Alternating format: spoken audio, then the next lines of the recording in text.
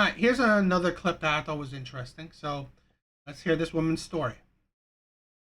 So I found out 2 days ago from a Hey Girlie DM that my man's was cheating on me for approximately the entire time they were together.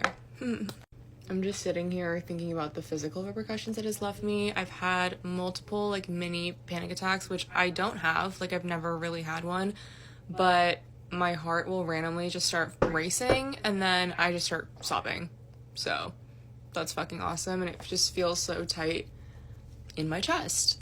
I can't sleep. I go to bed at 3, wake up at 7, which is not like me. I always sleep in.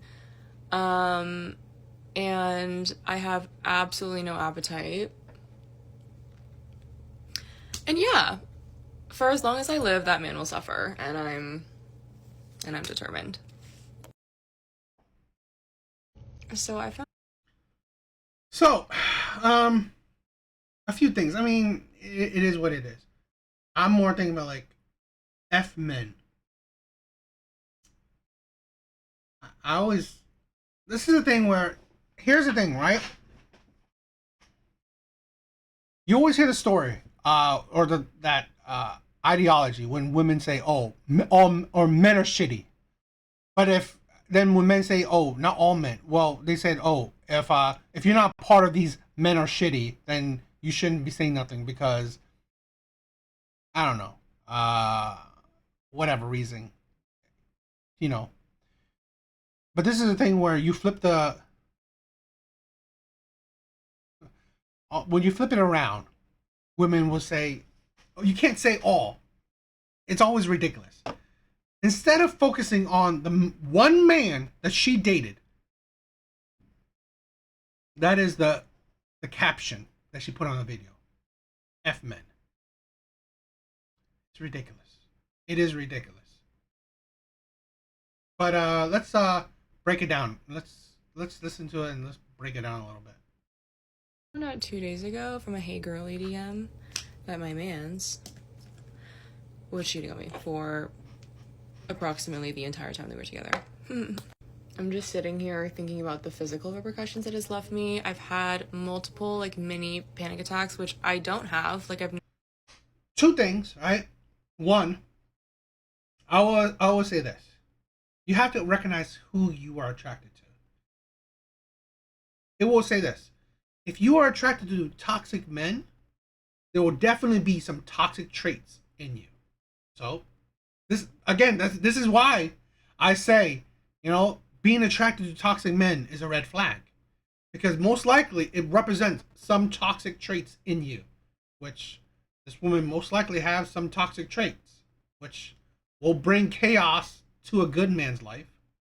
And here's the thing: what I want to say, even toxic men, right, or at least some, in my view, if they don't see a whole lot of value in you, they're only going to see as you as someone to be used. Plain and simple. Where, in my opinion, I'm not saying this is definitely, but a lot of women don't make it seem like they're all that special. You you don't. And here's the thing: I can say this. Maybe most likely, she dated a man that's probably really good looking or something like that. He has something special about him where more than one woman wants him.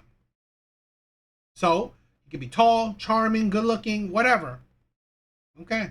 You pick a man with options. Well, you have to be the one option that he doesn't want to lose. And that's a lot of women that they don't realize. Hey, I pick a man with options. But you know what? I'm just going to cruise by it, right? Be lazy, be nothing special, be nothing different to the other women that wants him. And then surprise, surprise, he cheats on you. Because again, you're nothing special. And that's the thing where women again think they're entitled. They think they're so special because they're just women. Period. Okay? They don't bother to actually get to understand men, learn about men, vet men, take time into getting to know the type of men you're dealing with. So this is what you suffer from. You pick a man with options. He finds you not that great of an option, and he cheats on you. Yeah, great. And again, more proof to what I said. As women age, they become red flags, bigger red flags. The trauma that women go through, it only carries on to the next man. So, if the next man is a quote unquote good man, well, now you are dealing with a woman that has walls, that is, hard to deal with, that is not trusting, that's just needs you to put more effort into getting with her when other men didn't have to. But you are now suffering from the results of her choosing terrible men. Never really had one, but my heart will randomly just start racing and then I just start sobbing. So that's fucking awesome, and it just feels so tight in my chest. I can't sleep. I like go to bed at 3, wake up at like 7, which is not like me. I always sleep in. And I have absolutely no appetite. And yeah, for as long as I live, that man will suffer, and I'm The trauma. This is the thing where a lot of men don't want chaos. Women that won't bring him peace. So, like I said, when she goes back on the dating market, she probably won't be healed. She'll probably just bring all her traumas, all her whatever toxicity into the next relationship. I just think it's tiresome. I think it's tiresome. You know, and again, here's the thing where women are not trying any effort into actually understanding men. You picked a terrible man. You were attracted to a terrible man. And don't mean all men or most men are like that.